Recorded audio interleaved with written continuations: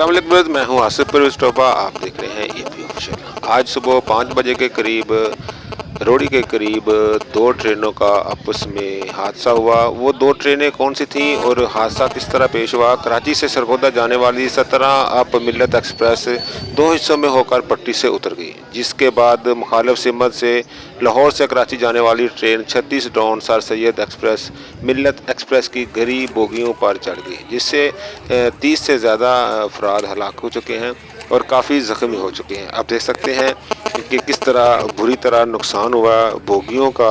बोगियां टूट फूट हो चुकी हैं, काफ़ी नुकसान हुआ। आप इस वक्त देख सकते हैं कि मनाज़र एपी ऑफिशियल पर कि किस तरह बुरी तरीके से बोगियां टूट गईं, लोग हलाक हुए, ज़ख्मी हुए। पाक फ़ौज का अमला मौके पर पहुंच चुका है, हैवी मशीनरी मौके पर पहुंच चुकी है। वज़ीर आज़म ने रिपोर्ट तलब कर ली। जो वज़ीर रेलवे हैं वो मौका पर पहुंच रहे हैं।